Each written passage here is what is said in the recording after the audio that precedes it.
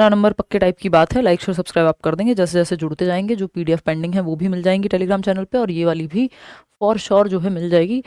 देर हो सकती है बट मिल ज़रूर जाएगी। ठीक, मतलब एक आध दिन में मिल जाएगी। चलिए शुरू करते हैं कहानी। जैसे जैसे आते जाएं वैसे वैसे लाइक करके बताते जाएं कि हम गए हैं और शुरू करेंगे। थोड़ा सा सेशन ऑफ कोर्स बड़ा रहेगा, वैसे मैं स्पीड में लेके चलूँगी, लेकिन फिर भी आपके 50 क्वेश्चन हैं, समय लगेगा। ठीक, तो देखते हैं कहानी कैसे शुरू होगी और कहाँ से शुरू होगी। विच of the following statements, question number 1 है, which of the following statements about inclusive education यानी समावेशी शिक्षा के बारे में कौन सी एक बात सही नहीं है, इज नॉट करेक्ट। सही नहीं है, जहां नहीं है लिखा हो वहां थोड़ा और सतर्क होकर के जवाब देना चाहिए। ये बात हमें पता है, ये बेसिक फंडा है। ठीक, तो पहला ऑप्शन है inclusive teaching means teaching in ways that do not exclude, यानी ऐसे तरीकों से पढ़ाना जहां पे एक्सक्लूजन नहीं होता, जहां पे अलग थलग आप बच्चे को नहीं करते हैं, उस तरीके से आप पढ़ा रहे हैं, तो उसको हम इंक्लूसिव एजुकेशन कह रहे हैं। ये बात एकदम सही है। इंक्लूसिव एजुकेशन में कहा जाता है कि सेपरेशन या segregation is against the law of nature, यानी हर तरह का बच्चा एक छत के नीचे सीख पाए। यानी वो बच्चा जो चल सकता है, वो बच्चा जो गिफ्टेड है, वो बच्चा जो सुनने में दिक्कत है नहीं चल सकता, हर तरह का बच्चा, डिसलेक्सिक है, कोई डिसेबिलिटी है, नॉर्मल बच्चा है, गिफ्टेड बच्चा है, हर तरह का बच्चा सीख पाए, उसको हम कहते हैं। एक्सक्लूड नहीं करती कि सिर्फ वो वाले बच्चे पढ़ेंगे जो गिफ्टेड हैं, या फिर वो बच्चों को अलग कर दो जिनको दिखाई नहीं देता, विजुअली इम्पेयर्ड हैं, या फिर उनको ऑरल कोई प्रॉब्लम है, यानी ऑडियो से संबंधित ऑडिटरी प्रॉब्लम है कुछ सुनने में। तो ये बात तो सही है, और जो सही है वो तो हमें चाहिए नहीं, क्योंकि हमको गलत चाहिए, नॉट लिखा है। सेकंड है inclusive teaching means adopting pedagogies that support needs of all students. ये बात भी सही है, लेकिन हमको तो गलत चाहिए कि भाई हर बच्चे की नीड को जो सपोर्ट करे वो इंक्लूसिव एजुकेशन। फिर आता है an inclusive classroom accommodates differences in language styles and promotes collaboration, यानी अलग अलग तरह से सीखने वाले बच्चे होंगे, लर्निंग स्टाइल डिफरेंट होंगी क्लासरूम में। एक बच्चा होगा जिसको अकेले पढ़ना पसंद होगा, दूसरा होगा जिसको ग्रुप में पढ़ना पसंद होगा, तीसरा बच्चा होगा जो सुन के अच्छा सीखता है, चौथा बच्चा होगा जो करके अच्छा सीखता है या देख करके अच्छा सीखता है। तो डिफरेंट बच्चे डिफरेंट तरीके, बात सही है। अब हमें यह ध्यान रखना है कि हमने क्वेश्चन पढ़ा ठीक से हो, आधा काम वहीं खत्म हो जाता है जहां आप क्वेश्चन को ठीक से पढ़ लेते हैं। ठीक, तो अगर हम देख रहे हैं नहीं सही है तो फिर तो फोर्थ ही ऑप्शन बचा हुआ है, पांचवा तो है नहीं, होगा तो यही, लेकिन फिर भी पढ़ेंगे।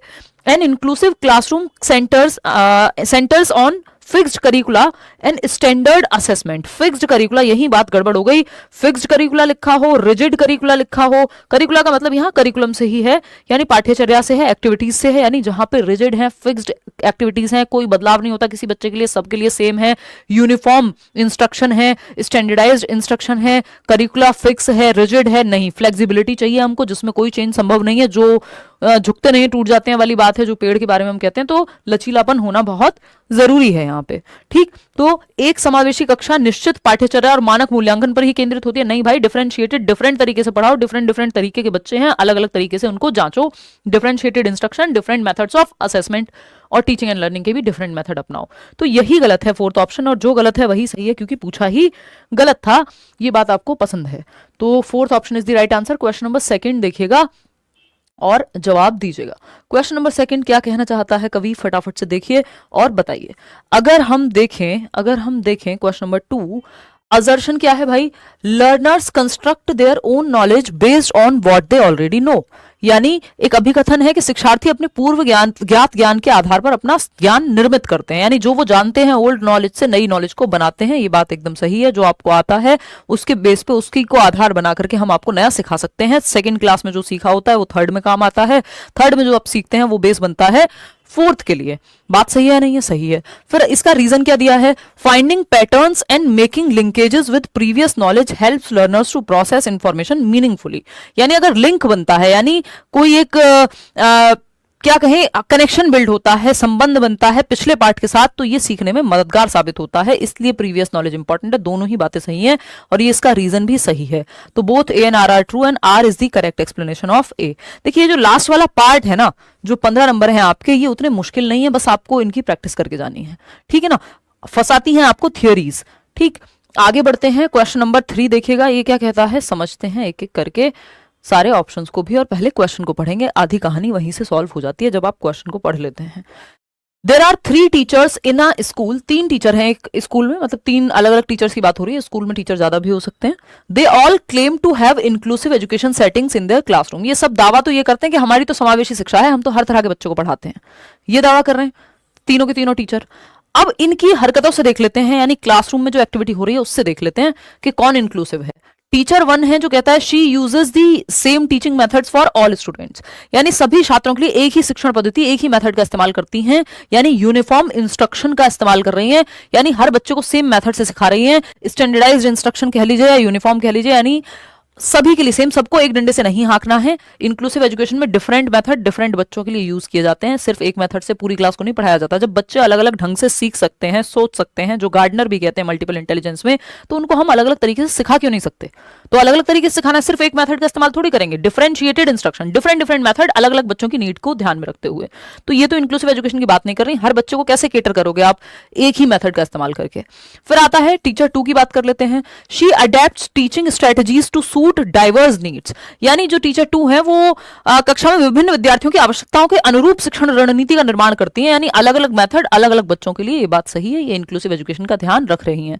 फिर आते हैं टीचर 3 पे। टीचर 3 क्या कह रहे हैं भाई? She focuses only on academically strong students, यानी जो बच्चे पढ़ने में अच्छे सिर्फ उन पे ही ध्यान है। तो ये तो हर बच्चे को साथ लेके चलना है। इंक्लूसिव एजुकेशन क्या कहती है? एजुकेशन फॉर ऑल, सभी के लिए शिक्षा की बात करती है इंक्लूसिव एजुकेशन। बात सही है या नहीं है? सही है। तो 4th टीचर क्या है भाई? 4 टीचर दे दिए, यहाँ पे हमने 3 लिखा था, यहाँ पे 4 लिख लेना। She avoids extra responsibility for students with disability.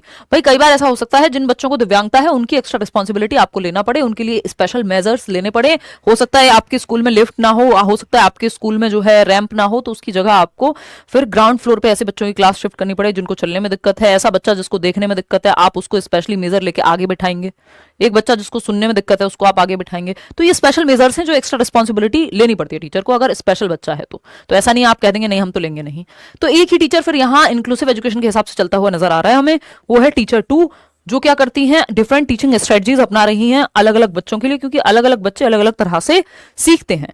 3 learning style होती हैं, आपको पता होना चाहिए। मुख्य रूप से जो है 3 ही लर्निंग स्टाइल हैं। एक है विजुअल लर्नर्स, यानी वो बच्चे जिनको चार्ट दिखा दो, पिक्चर दिखा दो, आप लोग भी जल्दी ही सीखते होंगे। ज्यादातर लोगों को हमें विजुअली सीखना ही पसंद है। 65% लर्नर्स हैं दुनिया में जो देख करके सीखना ज्यादा पसंद करते हैं। फिर ओरल स्टाइल आता है, जिसको ऑडियो से जोड़िएगा आप, सुनने की बात हो रही है, तो यहां पे फिर बच्चे 30% हैं जो सुन करके सीखते हैं। फिर आता है काइंस्थेटिक, यानी करके सीखना, इनको फिजिकल एक्टिविटी ही करानी पड़ेगी कोई ना कोई, तब जाके बात बनेगी। ये 5% लोग हैं। ठीक, तो ज्यादातर लोग पिक्चर्स और सुन करके सीख जाते हैं। ये बात सही है, दोनों का इस्तेमाल हो रहा है इन दोनों लर्निंग स्टाइल का अभी, क्योंकि मैं आपको बीच में पिक्चर भी दिखा रही हूँ या आप इमेज भी देख रहे हैं और हम डिस्कशन भी कर रहे हैं, है ना। फिजिकल एक्टिविटी बस यहाँ नहीं हो रही है। तो ये अलग अलग प्रकार हैं, ये लर्निंग स्टाइल्स हैं कि बच्चे अलग अलग ढंग से सीखते हैं। आगे बढ़ेंगे, क्वेश्चन नंबर 4 देखिएगा क्या कहता है, फटाफट से समझेंगे बिना समय गवाए, देखिएगा। ठीक, बहुत बढ़िया। कोई क्या कह रहा है पता ही नहीं, पढ़ाई पे ध्यान लगा लो। बहुत शादी की लिस्ट में अभी तक आपका नाम नहीं आया है क्या?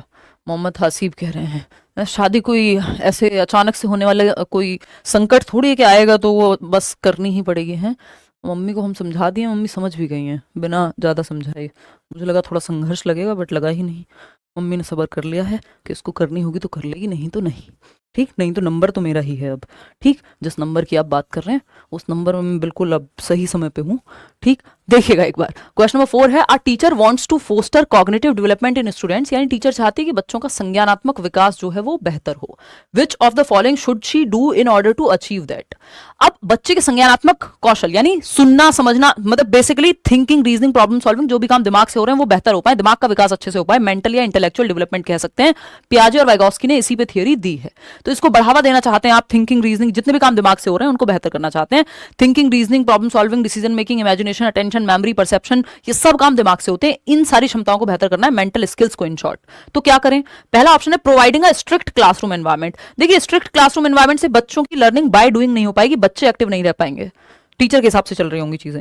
तो ये तो अच्छा तरीका नहीं है। रटना तो बिल्कुल भी अच्छा तरीका नहीं होता संज्ञान के निर्माण के लिए, बच्चे के दिमाग के विकास के लिए। पियाजे, वाइगोस्की दोनों ही एक्टिव रखने की बात करते हैं बच्चे को। फिर आता है third option, promoting problem solving and critical thinking. यहां बच्चा हमें थोड़ा सक्रिय लग रहा है और पेडागोजी के ज्यादातर क्वेश्चंस आपके सॉल्व हो जाएंगे सिर्फ इस बात को ध्यान में रखने से कि बच्चा ज्यादा एक्टिव कहां है। समझ पा रहे हो बात को? तो promoting problem solving and critical thinking, समस्या समाधान और समालोचनात्मक चिंतन को बढ़ावा देना, यानी बच्चे के सामने प्रॉब्लम्स आए, क्योंकि लाइफ में प्रॉब्लम सॉल्विंग एक बहुत ही क्रिटिकल सी स्किल है जो बहुत महत्वपूर्ण है। जीवन में प्रॉब्लम्स आती जाएंगी और आपको सॉल्व करते रहना है समय समय पे। तो प्रॉब्लम सॉल्विंग सीख पाएगा और क्रिटिकल थिंकिंग यानी हर एक पहलू से सोच के समालोचनात्मक चिंतन कर पाए बच्चा। जस्ट मान ना ले कि किसी ने कहा वो उसकी ओपिनियन हो सकती है, फैक्ट है कि नहीं है, तथ्य है कि नहीं है, ऐसी अफवाह तो नहीं उड़ गई है। तो ये हर एक पहलू से सोचना, एनालिसिस करना, ये सब क्रिटिकल थिंकिंग में आता है। तो ये अगर बच्चे की दिमागी स्किल्स विकसित होंगी तो ये बहुत अच्छी स्किल्स हैं, इससे दिमाग विकसित होगा।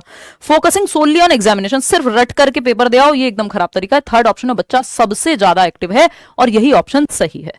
बात सही है या नहीं है? चलिए आगे बढ़ते हैं क्वेश्चन नंबर 5 पे, देखते हैं क्या कहता है क्वेश्चन नंबर 5। कोई कह रहा है आप कल नहीं आई। देखिए अब इस बात का हिसाब लगाने से तो कुछ होगा नहीं। अब मैं जितना आ पा रही हूँ उतने में आप जो है कोशिश करिए कि मैनेज करें, और मेरी कोशिश पूरी है जितने ज़्यादा सेशंस में ले पाऊँ। देख लिया करो रोज के सेशन लगा है या नहीं। वैसे कोशिश है भी कि रहे Monday to Friday class, but एक आध दिन फिर भी हो जा रहा है तो अब क्या ही करें।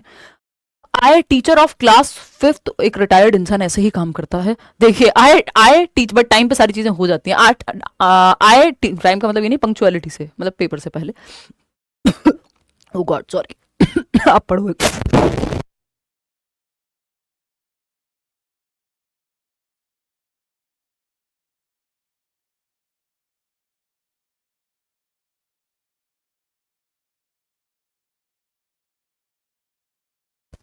देखिएगा, तो अगर हम बात करते हैं क्वेश्चन नंबर 5 की, कहता है I teacher of class 5th follow constructivist approach, रचनावादी अप्रोच, जो पियाजे और वाइगोस्की जिससे बिलोंग करते हैं, जहां बच्चा ज्ञान की कंस्ट्रक्शन करता है, एक्टिव नॉलेज बिल्ड करता है, of learning for children of my classroom.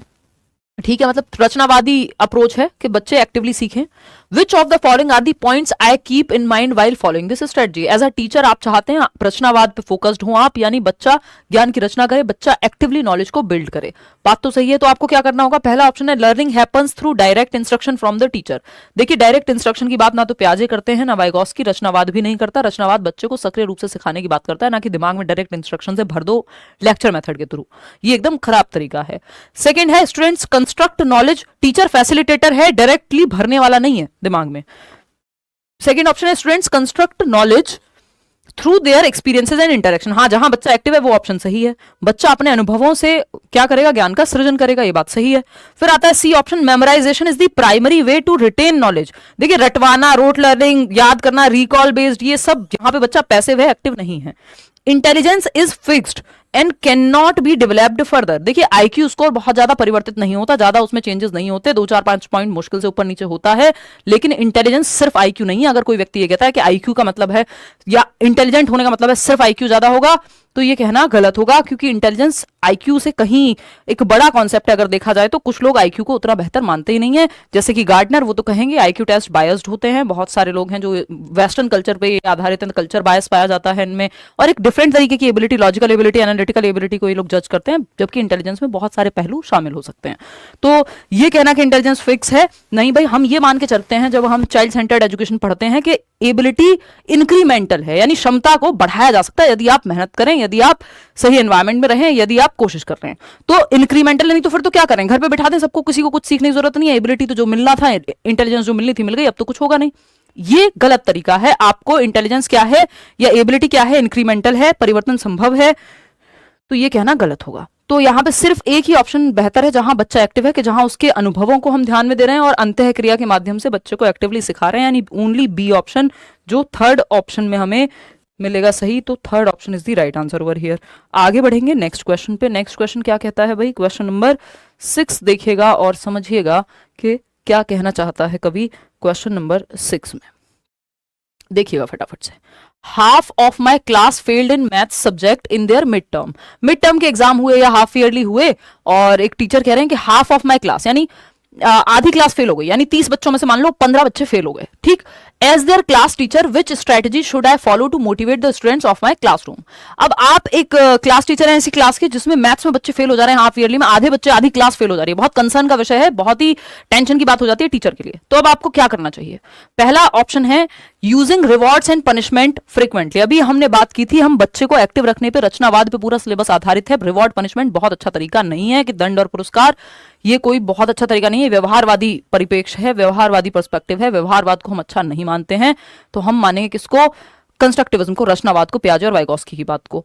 Encouraging students to set their own learning goals, यानी जहां बच्चा एक्टिव है वो ऑप्शन बेस्ट है, बिल्कुल गांठ बांध लीजिए इस बात को, कि छात्रों को अपने स्वयं के अधिगम के लक्ष्य निर्धारित करने के लिए प्रोत्साहित करना चाहिए। यानी बच्चे अपने लर्निंग गोल्स तय करें कि यार मुझे इतना इतना मेरा स्कोर आ रहा है, मुझे इसे बेहतर करना है, यहां पे इंप्रूवमेंट करनी है, ये बात सही है।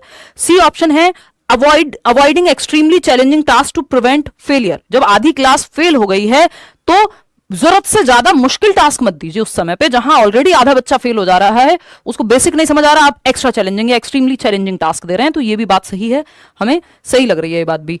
Increasing group work activities in order to make their minds काम, दिमाग को शांत करने के लिए ग्रुप वर्क, मेडिटेशन कराया जाता है, दिमाग को शांत करने के लिए ग्रुप वर्क नहीं होता, ग्रुप वर्क सहयोग के लिए होता है, दिमाग की शांति के लिए नहीं होता। तो यहां पे ये दोनों बी और सी तो हमें सही लग रहे हैं, बाकी कोई ऑप्शन साथ में नहीं जा रहा। तो second option is the right answer, कि बच्चा जहां एक्टिव है कि अपने लक्ष्य वो खुद से निर्धारित करे कि अच्छा मैं अभी पहले चैप्टर में हूं तो पहले ये मुझे आए मैम, फिर मैं इसके नेक्स्ट पे जाऊंगा, मुझे रेमेडियल क्लासेस दो, एक्स्ट्रा क्लासेस दो, ठीक। और जो अत्यधिक चुनौतीपूर्ण कार्य हैं उनसे बचना है, पहले बेसिक क्लियर करना है बच्चों को, क्योंकि आधी क्लास फेल हो जा रही है। तो second option is the right answer over here. आगे बढ़ेंगे, क्वेश्चन नंबर 7 देखिएगा। रवि के बारे में बात हो रही, रवि एक बच्चा है, नहीं शिक्षक है रवि यहाँ पे, ठीक। Ravi is a teacher who conducts frequent quizzes, encourages students to self-evaluate their work and provides constructive feedback to guide their learning process. He uses these assessments to modify his teaching strategies. तो वो क्या करता है, अपने आकलन के तरीके जो है अपनाता है, जिसमें टीचिंग स्ट्रेटजीज यानी अपने मेथड्स को मॉडिफिकेशन की अगर जरूरत पड़ रही है। यानी रवि एक टीचर है जो क्या मानता है, फ्रीक्वेंट क्विजेस, क्लास में डिफरेंट क्विज कराते रहते हैं, एक्टिविटीज कराते रहते हैं, क्वेश्चंस पूछते रहते हैं बच्चों को खुद से आकलन करने के लिए कि अच्छा तुम खुद को कितना स्कोर दोगे इस एक्टिविटी में, है ना, इस सब के लिए प्रेरित कर रहे हैं। चलो बहुत अच्छी बात है। फीडबैक के लिए प्रेरित कर रहे हैं, रचनावादी फीडबैक देते हैं जहां पे बच्चों को इंप्रूवमेंट का मौका मिले। अब ये अपने मेथड्स में मॉडिफिकेशन कर पाए, इस तरह से आकलन करते हैं कि अब कहां अपने मेथड में कहां परिवर्तन की जरूरत है, वो भी इनको पता लगेगा, है ना। What type of assessment is Ravi primarily using, ये किस तरह का आकलन है जो रवि यूज कर रहे हैं, बताइए। असेसमेंट ऑफ लर्निंग है, ऑफ लर्निंग में इंप्रूवमेंट की गुंजाइश बचती नहीं है, ये तो फाइनल होता है जजमेंट के लिए या एविडेंस के लिए, कितने % नंबर आए, बात खत्म। सबमेटिव असेसमेंट हो गया, योगात्मक आकलन। असेसमेंट फॉर लर्निंग है, असेसमेंट एज लर्निंग है, या सबमेटिव असेसमेंट है। सबमेटिव तो ये है ही नहीं, क्योंकि सबमेटिव का ही पार्ट होता है ऑफ लर्निंग। ये है असेसमेंट एज लर्निंग नहीं, क्यों, क्योंकि असेसमेंट एज लर्निंग में टीचर का काम नहीं होता, ये सेल्फ असेसमेंट की तरफ ले जाने वाला है, स्व आकलन, या तो पीयर्स बच्चे के दोस्त या बच्चा खुद आकलन करता है, जो अधिगम के रूप में, अधिगम के साथ एज लर्निंग की जब बात आ रही है। तो एक ही ऑप्शन बचता है, assessment for learning. For learning और ऑफ लर्निंग दोनों में टीचर इन्वॉल्व होता है, एज लर्निंग में नहीं होता, ठीक। तो असेसमेंट फॉर लर्निंग यानी इंप्रूवमेंट के लिए आकलन किया जा रहा है, जैसे हम अभी डिस्कशन कर रहे हैं कि आप मॉक लगा रहे हैं या क्वेश्चंस कर रहे हैं और मैं आपके साथ में जुड़ी हुई हूं, तो फीडबैक आपको मिल जाएगा कि कौन सा क्वेश्चन सही है। खुद से आप बेशक गलत कर रहे हैं तो उसको ठीक भी कर दिया जाएगा, लेकिन एज लर्निंग में आप जब खुद से मॉक लगा रहे हैं, खुद ही आपको चेक करना है, टीचर का वहां रोल नहीं होता। ऑफ लर्निंग तो बाद में इतने % नंबर आए, सीटेट में कितने आए बाद में, उसके लिए है। ये फॉर्मेटिव असेसमेंट यानी एफए का आपका उदाहरण है, जो फॉर लर्निंग है, ठीक। जो आपके वो नहीं होते एफएस जो होते हैं, FA1 FA2, आजकल उनको प्री मिड टर्म और ये सब कहने लग गए हैं। क्वेश्चन नंबर 8 देखिएगा और बताइएगा। क्वेश्चन नंबर 8 क्या कहता है, फटाक से बताइए। A teacher notices that a student is unable to comprehend a math concept during class work. Class work नहीं होता, CW, क्लास में बच्चे काम कर रहे थे और एक बच्चा है जिसको दिक्कत हो रही है गणित के काम को समझने में क्लास वर्क में। She conducts a quick verbal assessment, provides additional examples and adjust her teaching strategy to meet the students need. तो जो टीचर हैं, इन्होंने देखा एक बच्चे को गणित के काम को समझने में दिक्कत हो रही है, तो इन्होंने अपनी टीचिंग स्ट्रेटेजी, अपनी टीचिंग मेथड में तुरंत परिवर्तन किया, दूसरा एग्जाम्पल दिया, तीसरा एग्जाम्पल दिया, डिफरेंट मेथड अपनाए, है ना, और क्या किया, एडजस्ट हर टीचिंग स्ट्रेटेजी, बच्चे की नीड के अकॉर्डिंग अपने मेथड में परिवर्तन किया, ठीक। विच टाइप ऑफ असेसमेंट, किस प्रकार का आकलन है ये, सबमेटिव असेसमेंट है, ये फॉर्मेटिव है, ऑफ लर्निंग है, फॉर लर्निंग है, बताइए एक बार। ये असेसमेंट फॉर लर्निंग है, क्योंकि इन्होंने देखा a teacher notices that a student is unable to comprehend a math concept during class work, she conducts a quick verbal assessment, provides additional examples and adjust her teaching strategy to meet the students need. देखिए हम इसमें जाएंगे diagnostic assessment के साथ, क्योंकि यहाँ पे gap का या डिफिकल्टी जहां बच्चे को हो रही थी उसके लिए रेमेडी दी है। तो डायग्नोस्टिक के बाद रेमेडी दी जाती है। डायग्नोस्टिक होता है निदान करना, गैप का या रीजन का पता लगाना, कहां दिक्कत है और फिर उसको सॉल्व करना, रेमेडी इसी के अंदर आता है। तो ये डायग्नोस्टिक कहलाया क्योंकि डिफिकल्टी पहचान के फिर उस पर काम किया गया है। क्वेश्चन नंबर 9 देखिएगा क्या कहता है। क्वेश्चन नंबर 9 फटाफट से देखेंगे। क्वेश्चन नंबर 9 क्या कह रहा है भाई? क्वेश्चन नंबर 9 कह रहा है, a teacher uses a final term examination, यानी एनुअल एग्जाम है, फाइनल आपका मान लो बोर्ड एग्जाम है, to assign grades to students based on their performance. तो final examination to assign grades to students based on their performance, कैसा कैसा perform किया उस हिसाब से उनको ग्रेड्स दिए जा रहे हैं फाइनल एग्जाम में। She does not provide any feedback और use the result to improve her teaching strategies. अब वो किसी रिजल्ट का या किसी चीज का यूज नहीं कर रहे हैं कि कोई टीचिंग स्ट्रेटजीज को इंप्रूव किया जा सके, क्योंकि फाइनल एग्जाम है। अब तो फाइनल एग्जाम के बाद सीधा बोर्ड का रिजल्ट आएगा या फाइनल रिजल्ट आएगा। अब सीटेट का पेपर जब आप दे आओगे तो बाद में थोड़ी उसमें चेंज कर सकते हो, मॉक टेस्ट में तो चेंज कर सकते हो, ठीक। Which type of assessment does this represent, किस प्रकार का आकलन है? तो ये सबमेटिव असेसमेंट है जो एविडेंस बेस्ड होता है, जो फाइनल जजमेंट जिसमें दे दिया जाएगा। तो असेसमेंट फॉर लर्निंग है, ऑफ लर्निंग है, क्या है ये असेसमेंट ऑफ लर्निंग है, क्योंकि यहां पे फिर चेंजेस संभव नहीं है, अधिगम का आकलन है। के लिए होता तो इसमें इंप्रूवमेंट की संभावना होती, ड्यूरिंग टीचिंग लर्निंग प्रोसेस होता, एंड में नहीं होता, ठीक। डायग्नोस्टिक में जहां डिफिकल्टी होती है, गैप्स का पता लगाने के लिए डायग्नोस्टिक होता है। फॉर्मेटिव में भी अगेन चेंजेस होते हैं, तो ये यहां पे चेंजेस की तो संभावना ही नहीं है, तो ये भी हो नहीं सकता सही जवाब। तो अधिगम का आकलन। क्वेश्चन नंबर 10 देखिएगा और बताइएगा क्या कहना चाहता है क्वेश्चन नंबर 10। क्वेश्चन नंबर 10 क्या कहना चाहता है? I am a psychology student and was studying the topic of learning. एक बच्चा है, एक व्यक्ति है जो कह रहा है या कह रही है कि मैं एक मनोविज्ञान का छात्र हूं और मैं लर्निंग यानी अधिगम यानी सीखना टॉपिक पढ़ रहा हूं। I wrote down a few points down on a paper, एक पेपर पे मैं कुछ पॉइंट्स लिखता हूं लर्निंग चैप्टर पढ़ने के बाद। विच of the following points is correct about learning. कुल मिला के लर्निंग आपका चैप्टर है इसमें लास्ट में, जो ये 10 नंबर की 15 नंबर की पेडागोजी हम कर रहे हैं उसमें। तो अगर देखा जाए तो लर्निंग के बारे में, उसके कैरेक्टरिस्टिक्स के बारे में पूछा है, जिसपे एक क्वेश्चन आता है पेपर में। पहला है learning depends on learners previous knowledge. बच्चे के पूर्व ज्ञान पे अधिगम जो है बेस्ड होता है ओल्ड नॉलेज पे। ये बात एकदम सही है, जो बच्चे को आता है उस पे ही तो आप नींव पे ही तो इमारत बनती है कि उल्टा कर दोगे, हैं। फिर आता है second option, learning implies reorganization of prior conceptual schemes. जो बच्चे के दिमाग में स्कीमा, प्रीवियस नॉलेज, पूर्व ज्ञान भरा हुआ है, उसी को रीऑर्गेनाइज करके आप नया कुछ सीखते हैं, पुरानी चीज में ही नया जोड़ा जाएगा। ये बात एकदम सही है। Learning is facilitated by social action, यानी सामाजिक गतिविधि, यानी बच्चा जब ग्रुप में सीखेगा, रियल लाइफ प्रॉब्लम से जोड़ के सीखेगा तो बेहतर सीखेगा। ये बात भी सही है लर्निंग के बारे में, ये लर्निंग का कैरेक्टरिस्टिक है।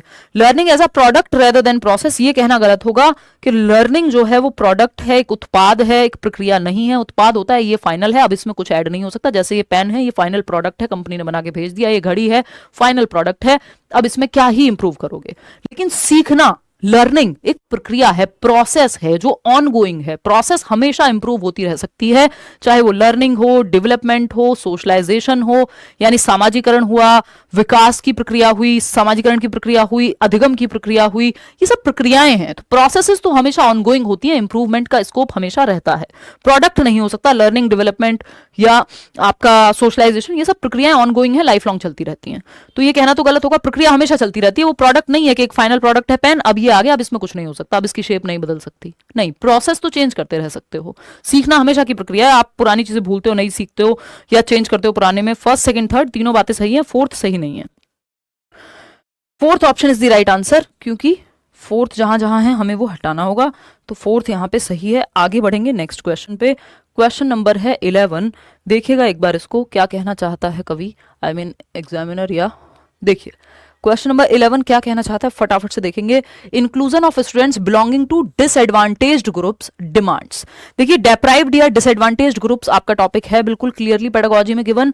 और वंचित समूह वर्ग के बच्चों की बात हो रही है, तो वो बच्चे जो वंचित समूह वर्ग से आ रहे हैं या अलाभान्वित वर्ग से आ रहे हैं, जिनको समाज में किसी भी आधार पे या तो हाशिए पे रखा गया है, जाति के आधार पे, सुविधाओं के आधार पे, किसी ट्राइबल कम्युनिटी से हो सकते हैं, या फिर आर्थिक स्थिति उनकी कमजोर रही, किसी भी आधार पे उनको डेप्राइव्ड रखा गया है, वंचित रहे वो। तो ऐसे बच्चों को कैसे इंक्लूड करेंगे, ये पूछा है हमसे, इनका समावेशन कैसे करेंगे। पहला है awareness and sensitization towards diverse traditions, कि आप क्लास में ये बताएं कि विविध परंपराओं के प्रति जागरूकता और संवेदनशीलता को बढ़ावा देना, कि हाँ अलग अलग तरह के लोग हैं देश में और दुनिया में, और ये भी बच्चे अलग हैं लेकिन ये गलत नहीं है, ठीक। तो बात सही है, संवेदनशील बना रहे हैं आप बाकी बच्चों के प्रति।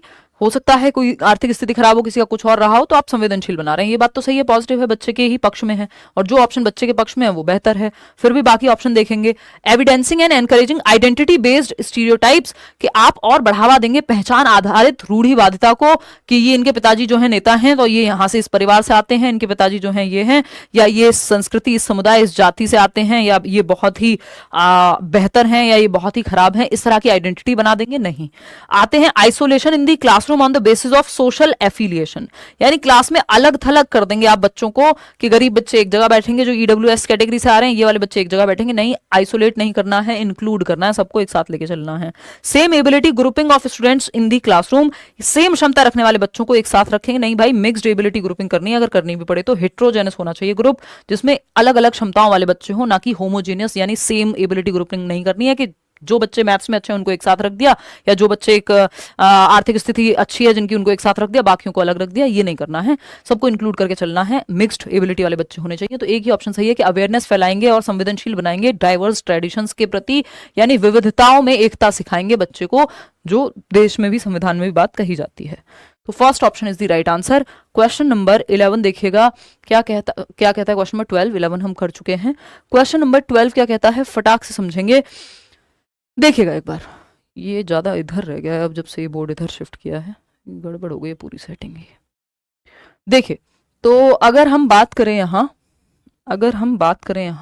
विच of the following is a limitation of assessment as learning in the classroom, यानी अधिगम में आकलन, या अधिगम के साथ आकलन कहेंगे यहाँ पे, अधिगम के रूप में आकलन एज लर्निंग जो है वो, इसकी लिमिटेशन क्या है। बहुत अच्छा क्वेश्चन है ये, जनरली आपको देखने को नहीं मिलेगा कहीं, बहुत रेयर है। ठीक, तो अगर हम देखें असेसमेंट एज लर्निंग की कमी क्या है, क्योंकि हम असेसमेंट एज लर्निंग को अच्छा तो मानते हैं कि बच्चा खुद से खुद का आकलन कर पाए, है ना, उसके साथी समूह उसका आकलन कर पाए, ठीक, ये तो अच्छी बातें हैं, लेकिन इसकी प्रॉब्लम क्या है, इसकी लिमिटेशन क्या है, ये पहचानना है। इट डज नॉट, सीमा क्या है बेसिकली इसकी, it does not allow students to engage in self reflection, कि ये स्व प्रकाश या स्व चिंतन में या आत्मचिंतन में नहीं संलग्न करता बच्चों को, नहीं भाई, सेल्फ असेसमेंट यानी खुद का आकलन बच्चा खुद कर पाए कि खुद को कितने नंबर दोगे 30 में से या 10 में से, इस चीज को लेकर के। ये टॉपिक प्याजे अगर आपसे पूछा जाए कितने अच्छे से आता है, मैं कहूं आउट ऑफ 10 कितने अच्छे से आता है, तो आप खुद सोच के बताएं, रिफ्लेक्ट करें कि प्याजे आपको कितने अच्छे से आता है, आप कहें 7 आउट ऑफ 10 आता है, तो इसमें सेल्फ रिफ्लेक्शन लगा, आपको देखना पड़ा कि आपको कितना आता है, आपने चिंतन किया, आत्मचिंतन। तो ये तो होता है। पूछा है क्या लिमिटेशन है, ये तो फायदा है, लिमिटेशन थोड़ी, ये तो पॉजिटिव है इसका। ठीक, नेगेटिव चाहिए हमको। It is teacher centred and discourages student autonomy. देखो शिक्षक केंद्रित ये नहीं होता, अगर शिक्षक केंद्रित होता तो हम इसको सेल्फ असेसमेंट क्यों कहते हैं, टीचर का तो इसमें कोई खास रोल है भी नहीं। थर्ड ऑप्शन है it may be challenging for students who lack self regulation skills, यानी यह उन छात्रों के लिए चुनौतीपूर्ण हो सकता है जिनमें आत्मनियमन कौशल की कमी है। क्या ये बात सही लग रही है हमें? देखना थर्ड ऑप्शन कितने लोग दे रहे हैं, 47% लोग ही सिर्फ दे पा रहे हैं थर्ड ऑप्शन को, बाकी सब गलत दे रहे हैं, मतलब 53% लोग गलत जवाब दे रहे हैं इतने आसान सवाल का। फिर हम कहते हैं सीटेट में रिजल्ट 10-15% क्यों है। फोर्थ ऑप्शन है इट प्रोवाइड्स, तो हमको ठीक से समझना होगा, अपने आप रिजल्ट इंप्रूव हो जाएगा। इट प्रोवाइड्स इमीडिएट फीडबैक, रटना नहीं है, it provides immediate feedback for submissive evaluation, कि इमीडिएट तुरंत प्रतिपुष्टि मिल जाती है एसए के लिए, जबकि ये एफए का पार्ट है, एसए का पार्ट नहीं है, एक्टिविटी बेस्ड होता है और खुद से खुद का आकलन है। एसए में तो टीचर करेगा आपका आकलन, ठीक, वो जो हाफ ईयरली और ईयरली एग्जाम्स हैं। तो एक ही ऑप्शन सही है यहाँ कि it may be challenging for students who lack self regulation skills. देखिए असेसमेंट एज लर्निंग से मेटाकॉग्निशन बेहतर होता है या मेटाकॉग्निशन का यूज होता है, ये आप पहली बार सुन रहे होंगे शायद जीवन में ही अपने, कि असेसमेंट एज लर्निंग मेटाकॉग्निशन को यूज करता है ना। अब ये आप रिपीट होते हुए सुन लेंगे बातें, लेकिन ये इंपॉर्टेंट है समझना कि असेसमेंट एज लर्निंग मतलब खुद से खुद का आकलन या आपके साथी आपका आकलन कर रहे हैं, तो ये जो असेसमेंट एज लर्निंग है। Assessment of learning, for learning तो समझ गए, फॉर लर्निंग है इंप्रूवमेंट के लिए during teaching learning process, teacher बीच में क्वेश्चन पूछे क्लास के चलते हुए, है ना, या उस टाइम पे आपका टेस्ट लिया जा रहा है, ये वो असेसमेंट फॉर लर्निंग है। असेसमेंट टीचर इन्वॉल्व है, इसमें इंप्रूवमेंट हो सकता है। असेसमेंट ऑफ लर्निंग है आपकी पढ़ाई हो गई उसके बाद आपसे टेस्ट लिया जा रहा है और टीचर इन्वॉल्व है और फाइनल होगा ये रिजल्ट, इसमें इंप्रूवमेंट की गुंजाइश नहीं है, एसए का पार्ट है। फॉर लर्निंग एफए का पार्ट है। लेकिन एज लर्निंग जो है वो बच्चे को खुद से ही आप आकलन के लिए कह रहे हैं, कि यानी स्व आकलन शामिल है इसमें, या फिर आप उसके दोस्तों को कह रहे हैं कि एक काम करो तुम एक दूसरे का आकलन करो, एज लर्निंग या फिर पीयर असेसमेंट भी कहते हैं इसको, साथी समूह का आकलन या स्वयं से खुद का आकलन। तो जब बच्चा खुद से आकलन करेगा कि मुझे कितना आता है, मैं खुद ही जांच रहा हूं या जांच रही हूं, तो इसमें मेटाकॉग्निशन की एबिलिटी लगती है। मेटाकॉग्निशन क्या है? परासंज्ञान, 1 नंबर का अलग से टॉपिक है और ये इससे जुड़ा हुआ है। मेटाकॉग्निशन क्या है भाई? मेटाकॉग्निशन, ये मैंने बैच में पढ़ाया है, याद कर लीजिए जरा। परासंज्ञान के कैसे असेसमेंट एज लर्निंग मेटाकॉग्निशन से जुड़ा हुआ है, ये समझना यहां महत्वपूर्ण है। तो परासंज्ञान की जब हम बात कर रहे हैं, मेटा का मतलब होता है बियॉन्ड, वो जो फेसबुक वाला मेटा है ना, बियॉन्ड दिस वर्ल्ड वाली बात हो गई, बियॉन्ड। और कॉग्निशन का मतलब होता है थिंकिंग। थिंकिंग कॉग्निशन का एक पार्ट है, तो यहां हम थिंकिंग लिख देते हैं, नहीं तो थिंकिंग, अवेयरनेस, मेमोरी, अटेंशन, जितनी भी चीजें। तो थिंकिंग अबाउट थिंकिंग, सोच पे भी सोच पा रहे हो। अवेयरनेस अबाउट अवेयरनेस, मेरी कमी कहां है, मैं कैसे इंप्रूव कर सकता हूं। तो इसमें क्या होता है? प्लानिंग, रिव्यूइंग, रिफ्लेक्ट करना, खुद पे ही प्लान करना, फिर उसको ठीक करना। तो यहां पे मेटाकॉग्निशन में आप अपने थिंकिंग पे भी सोच पा रहे हैं कि आप क्यों सोच रहे हैं, कैसा, इस पे भी आप सोच पा रहे हैं कि आपकी सोच कैसी है, इस पे भी आप सोच पा रहे हैं, देख पा रहे हैं कि आप कैसे सोच रहे हैं। ये मेटाकॉग्निशन है, जिसमें अवेयरनेस लगती है, थिंकिंग लगती है, थिंकिंग अबाउट थिंकिंग। तो असेसमेंट एज लर्निंग जो है, जिस व्यक्ति को या जिस बच्चे को खुद से रेगुलेट करने में दिक्कत होती है, जैसे ये ऑनलाइन क्लास पे भी लागू होता है कि कुछ लोगों को ऑफलाइन ही, जब 4 लोग आसपास होते हैं, कंपटीशन का माहौल होता है, वो एक दूसरे से पूछ पा रहे होते हैं, टीचर से डायरेक्ट डाउट पूछ पा रहे होते हैं, तो वो उनको बेहतर समझ में आता है। रोज बस्ता उठा के जाते हैं लाइब्रेरी, तभी पढ़ पाते हैं। खुद से उनको घर पे छोड़ दो पढ़ने के लिए, तो उनसे नहीं पढ़ा जाता। तो वो सेल्फ रेगुलेशन की वहां दिक्कत है, मेटाकॉग्निशन की दिक्कत है कि वो खुद से रेगुलेट नहीं कर पाते, उनको डिसिप्लिन करने के लिए बाहर की कोई अथॉरिटी चाहिए। तो अगर एज लर्निंग अगर हम कराएंगे, बच्चों का खुद से आकलन करने के लिए कहेंगे, तो वो बच्चे जो खुद को रेगुलेट नहीं कर पाते, जिनमें मेटाकॉग्निशन की कमी है, या फिर जो सेल्फ रेगुलेशन यानी खुद को ही मैनेज नहीं कर पाते, खुद का टाइम टेबल खुद से बना के खुद ही फॉलो नहीं कर पाते, रील देखने बैठ जाते हैं, तो उनको असेसमेंट एज लर्निंग में दिक्कत होगी। वो ठीक से मॉक लगा के कभी देखेंगे नहीं कि कहां मेरी कमी रह गई है, कहां एनालाइज करूं, कहां फिर से तैयारी की जरूरत है, फोन बंद करके पढ़ लूं 3 घंटे अगर टाइम दिया है तो एज लर्निंग में ये समस्या होगी। जो बच्चे सेल्फ रेगुलेट नहीं कर पाते, मेटाकॉग्निशन जिनका ठीक से डेवलप नहीं है, उनको समस्या होगी। तो चैलेंजिंग हो जाएगा ये असेसमेंट एज लर्निंग उन बच्चों के लिए, क्योंकि इसमें टीचर तो इन्वॉल्व नहीं है, ये तो खुद ही करना है बच्चे को। तो सेल्फ रेगुलेशन स्किल्स, जिसमें खुद को कंट्रोल करने की क्षमता नहीं है, उस बच्चे को दिक्कत होगी। सेल्फ मैनेजमेंट जिसका कमजोर है। क्वेश्चन नंबर 13 देखिएगा, तो ये एक लिमिटेशन है या प्रॉब्लम है मेटाकॉग्निशन को लेकर के। क्वेश्चन नंबर 13, मेटाकॉग्निशन नहीं, बेसिकली असेसमेंट एज लर्निंग को लेकर के। A teacher introduces a challenging topic to students and provide hints, demonstrations and examples as students work through the material।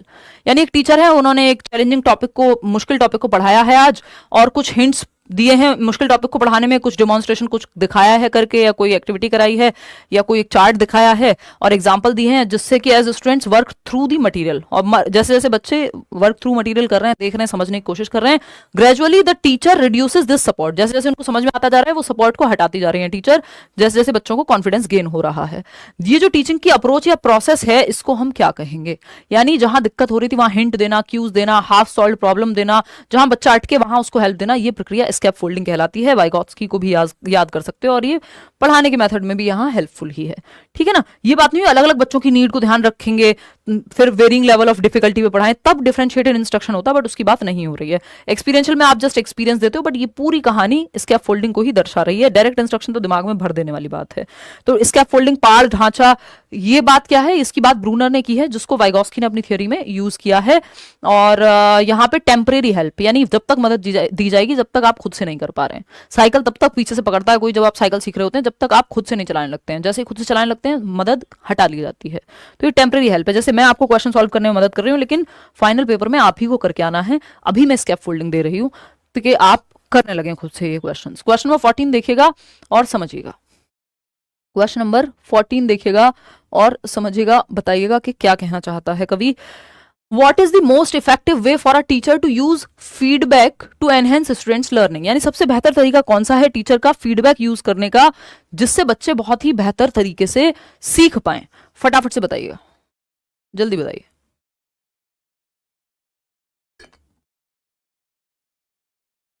बहुत बातों में लगे रहते हो, इतने यहाँ पे स्पीड से हम लोग क्वेश्चन कर रहे हैं, फिर भी आप लोग बातों में लग रहे हो आपस में।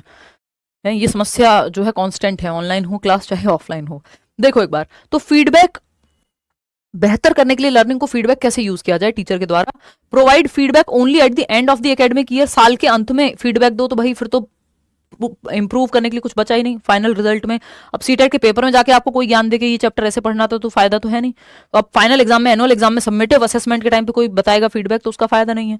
Deliver immediate and constructive feedback that focuses on specific areas for improvement, यानी तत्काल और रचनात्मक प्रतिपुष्टि दें। कंस्ट्रक्टिव यानी जिसमें प्रॉपरली चेंज किया जा सके एक्टिवली, और इमीडिएट जहां गलती हो रही है वहां फीडबैक आप दे दें। अगर एफ में गलती हुई इसका मतलब ये नहीं हर गलती पे सुधार देना है, लेकिन अगर कहीं पे भी इंप्रूवमेंट की जरूरत है तो वो आप तुरंत इमीडिएट फीडबैक दें। गलती करेक्ट करना अलग चीज है, फीडबैक देना अलग चीज है। तो बच्चे को मौका मिलेगा कि उसको खुद से करेक्ट करनी है, नेक्स्ट तरीके से नए मेथड यूज करने हैं, लेकिन रचनात्मक प्रतिपुष्टि यानी नए ढंग से वो अपनी प्रॉब्लम को एक्टिवली रिजॉल्व कर पाए और तुरंत फीडबैक देना है। ऐसा नहीं साल के अंत में देना है, जब ऑनगोइंग प्रोसेस है ना, जो असेसमेंट है, आकलन है, तो उसी दौरान जहां पे बात चल रही है, जहां असेसमेंट हो रहा है, वहीं पे आप दे सकते हो फीडबैक।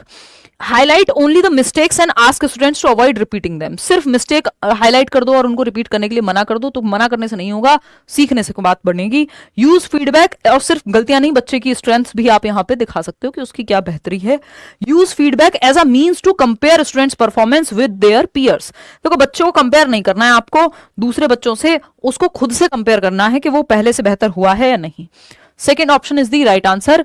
आगे बढ़ेंगे क्वेश्चन नंबर 15 पर। क्वेश्चन नंबर 15 देखिएगा और बताइएगा क्या है यहां पे क्वेश्चन में पूछा हुआ।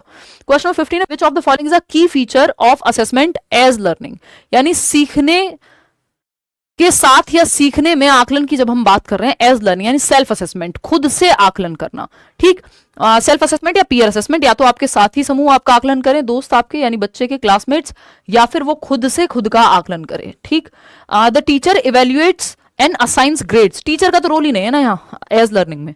स्टूडेंट्स आर पैसिव रेसिपिएंट, बच्चे निष्क्रिय हो ही नहीं सकते जब बच्चे तो एक्टिव होंगे। या students take responsibility for monitoring their own progress, यानी बच्चे खुद से खुद की जिम्मेदारी ले रहे हैं कि वो अपनी प्रगति पर निगरानी रखेंगे, रिफ्लेक्ट करेंगे, प्रकाश डालेंगे, चिंतन करेंगे कहाँ कमी रह गई, कैसे इंप्रूव करना है, खुद से ये काम करेंगे, तभी स्व आकलन कह रहे हैं हम इसको। तो थर्ड ऑप्शन तो सही है। Assessment are use to compare, compare ये तो बात ही गलत है, नेगेटिव वर्ड हो गए, तो इसको तो हम हटा देंगे। थर्ड ऑप्शन ही एकमात्र सही है यहाँ, बाकी गलत हैं। क्वेश्चन नंबर 16 देखिएगा। आज थोड़ा सा डटे रहना है क्योंकि क्वेश्चन है 50, है ना। क्वेश्चन कितने हैं 50, तो लेकिन हाँ ये 15 नंबर पूरे कवर हो जाएंगे, जो भी पेडागोजिकल एस्पेक्ट आता है। इवन सीसीई तो एक एक्स्ट्रा टॉपिक है, तो 16 भी कह सकते हो आप। ठीक, क्वेश्चन नंबर 16 है, टीचर डिजाइन्स एन एक्टिविटी, जिनको स्पीड ज्यादा लग रही है वो कम करके देख लेना क्योंकि थोड़ी सी स्पीड आज ज्यादा ही रखनी पड़ेगी। A teacher designs an activity where students evaluate their own work using a checklist and then discuss their self assessment with peers, यानी एक टीचर को ऐसी एक्टिविटी डिजाइन करनी है जहां बच्चे खुद ही एक चेकलिस्ट बनाकर खुद से खुद का आकलन कर सके, खुद को ही देख पाए कि वो कितने पानी में हैं। The purpose is to help students recognize their strengths and identify for improvement. Purpose क्या है कि बच्चे अपनी गलती खुद से पहचान पाए और इंप्रूव कर पाए। जब भी आप कहते हैं मॉक में नंबर नहीं आ रहे, मैं यही कहती हूँ ये देखो किस सेक्शन में नहीं आ रहे, किन टॉपिक्स में दिक्कत है, यानी सेल्फ रिफ्लेक्ट करो, सेल्फ एनालिसिस करो। असेसमेंट एज लर्निंग कहेंगे इसको, बात तो सही है। What does this assessment approach aim to develop in students, क्या इससे इस अप्रोच से क्या डेवलप होगा? कॉम्पिटिटिवनेस, बच्चों एक दूसरे से कॉम्पिटिटिव होंगे नहीं, वो तो खुद के साथ देखेगा कि वो कहां गलत कर रहा है। Self regulation and metacognitive skills, यही बात अभी जो हम थोड़ी देर पहले एक और क्वेश्चन में डिस्कस कर रहे थे कि आत्म नियमन एवं परासंज्ञानात्मक कौशल, बच्चा खुद को कंट्रोल करना सीखेगा, खुद को रेगुलेट करना सीखेगा, कहां गलती हो रही है, कहां इंप्रूवमेंट की जरूरत है, कितने घंटे पढ़ूं, ये सब सीखेगा। और मेटाकॉग्निटिव स्किल्स में यही सब आता है कि रिफ्लेक्ट करेगा, अवेयर होगा अपनी गलती के प्रति या अपनी स्ट्रेंथ अपनी वीकनेस के प्रति, फिर एक प्लान करेगा, फिर रिव्यू करेगा वो प्लान हो पा रहा है कि नहीं हो पा रहा है, खुद को रेगुलेट करना सीखेगा। मेमोराइज और रोट लर्निंग ये सब तो बेकार बातें हैं। डिपेंडेंस होगी टीचर फीडबैक पे, नहीं भाई सेल्फ असेसमेंट की बात हो रही है, खुद से ही खुद को फीडबैक देना है, तो second option is the right answer. Question number 17 देखिएगा। पेडागोजी के क्वेश्चंस लेंदी होते हैं, जितनी आप प्रैक्टिस कर लेंगे उतनी स्पीड आपकी बेहतर होती चली जाएगी। क्वेश्चन नंबर 17 देखिएगा। I a teacher of class 7th, 7वीं कक्षा का एक टीचर है, was told to use differentiated instruction in my classroom by a senior teacher. एक टीचर है, व्यक्ति जो 7वीं क्लास का है, उसके सीनियर टीचर ने या प्रधानाध्यापक ने, प्रिंसिपल ने कहा कि क्या करना है, डिफरेंशिएटेड इंस्ट्रक्शन का इस्तेमाल तुमको करना चाहिए, ये एक बढ़िया मेथड है, विभेदी अनुदेशन इस्तेमाल करो करके देखो क्लास में, बच्चे अच्छा सीखेंगे। किसी ने सलाह दी, एक बड़े टीचर ने। चलो ठीक है। Which of the following practices I am suppose to follow, आपको कौन सी प्रैक्टिस फॉलो करनी चाहिए, फटाफट से बताएं। पहला ऑप्शन है teaching the same lesson and activities to all students regardless of their activities, यानी सभी छात्रों को उनकी क्षमताओं की परवाह किए बिना एक ही पाठ और गतिविधि पढ़ाना, यानी हर एक बच्चे को स्टैंडर्डाइज्ड या यूनिफॉर्म इंस्ट्रक्शन से पढ़ा दो, यानी सबको सेम लेसन और सेम ही एक्टिविटी कराओ। बिना उनकी ये देखे कि किस बच्चे की किस में क्षमता है, उसकी क्या एबिलिटी है, अलग अलग मेथड का यूज ही मत करो, एक मेथड से पढ़ाओ, ये एकदम खराब तरीका है, चाइल्ड सेंटर्ड नहीं है। Grouping students based on their learning styles and tailoring activities to meet their needs. ये बात सही है कि बच्चों को ग्रुप बनाना उनके लर्निंग स्टाइल के बेसिस पे, कौन से बच्चे हैं जो देख के सीखते हैं, कौन से बच्चे हैं जो सुन के सीखते हैं, और फिर उस हिसाब से उनके अनुसार जो है मेथड को चूज करना है, यानी बच्चे को सेंटर में रख रहे हैं। फिर भी बाकी ऑप्शन देख लेते हैं। Focusing extra attention on high achieving students to maximize their potential, जिनके नंबर ज्यादा आ रहे हैं सिर्फ उन पे ध्यान देना, ये गलत तरीका है, हर बच्चे को साथ लेके चलना है। असाइनिंग मोर होमवर्क, होमवर्क ज्यादा देने से कुछ नहीं होगा। तो एक ही ऑप्शन है जहां बच्चे की भलाई की बात हो रही है कि बच्चे की लर्निंग स्टाइल के आधार पर अलग अलग डिफिकल्टी लेवल के मेथड्स चूज करना, डिफरेंट डिफरेंट मेथड्स। तभी डिफरेंशिएटेड इंस्ट्रक्शन कह रहे हैं कि क्षमता के आधार पर बच्चों की नीड्स को ध्यान में रखते हुए डिफरेंट मेथड्स का इस्तेमाल करना डिफरेंशिएटेड इंस्ट्रक्शन या विभेदी अनुदेशन कहलाता है। कि दिखता है तो अलग अलग मेथड्स आप अपना रहे हैं। क्वेश्चन नंबर 18 देखिएगा और बताइएगा।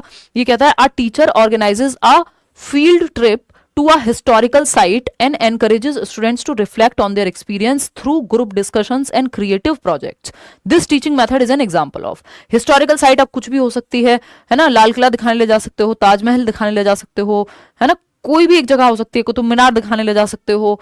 ये क्या है, हिस्टोरिकल साइट्स हैं, और भी बहुत सारी देश भर में साइट्स मिल जाएंगी, है ना। तो अगर हम बात करें कोई और पुराना मंदिर दिखाने ले जा सकते हो कहीं। And encourage students to reflect on their experiences. जब बच्चे को आप फील्ड ट्रिप पे लेके गए या एक ट्रिप पे लेके गए हिस्टोरिकल साइट दिखाने, फिर उनको कहा कि तुम्हारा जो अनुभव रहा वहां, सोचो वहां क्या क्या था और रिफ्लेक्ट करो, खुद से प्रकाश डालो अपने इस एक्सपीरियंस पे थ्रू ग्रुप डिस्कशंस। ग्रुप में बातचीत करके, चर्चा, डिबेट, डिस्कशन करके, और क्रिएटिव प्रोजेक्ट बनाओ। कुछ क्या तुमने देखा, कोई ऐसे लिखो, कुछ भी हो सकता है क्रिएटिव प्रोजेक्ट में, यानी बच्चा एक्टिव है। तो रोट लर्निंग कैसे हो जाएगी, रटना थोड़ी है, जहां बच्चा एक्टिव है। ये एग्जांपल एक्सपीरियंशियल लर्निंग का है। हाँ भाई, अनुभवात्मक अधिगम है, बच्चा अनुभव लेकर के सीख रहा है, फील्ड ट्रिप करके सीख रहा है। बिहेवियरिस्टिक टीचिंग नहीं है, या तो रिवॉर्ड पनिशमेंट की बात होती रहती है। डायरेक्ट इंस्ट्रक्शन नहीं है कि दिमाग में भर दिया हो, बस पढ़ा दिया हो किसी एक हिस्टोरिकल साइट के बारे में। प्रॉपर एक्सपीरियंस किया है बच्चे ने, real life hands on experiment हो गए, एक तरह से अनुभवात्मक अधिगम है, रियल लाइफ एक्सपीरियंस उसको मिला है। क्वेश्चन नंबर 19 देखिएगा और बताइएगा कि क्या कहता है। क्वेश्चन नंबर 19 अजर्शन है, यानी एक कथन है, school curriculum should give reasonable space and value to learners cultural knowledge. यानी जो विद्यालय पाठ्यचर्या है, पाठ्यक्रम तो होता है सिलेबस, जो सिलेबस है वो जस्ट हिस्सा है करिकुलम का, ठीक है ना। करिकुलम क्या है, सारी एक्टिविटीज स्कूल में, रंगोली बनवाने से लेके, फेट जो होता है स्कूल में वो लगवाने से लेके, एग्जीबिशन जिसको आप कह लीजिए, कोई स्पोर्ट्स की एक्टिविटी कराने से लेके, हर एक चीज स्कूल करिकुलम का हिस्सा है, स्कूल में कदम रखने से लेके बाहर निकलने तक, ठीक। तो school curriculum should give reasonable space and value to learners cultural knowledge.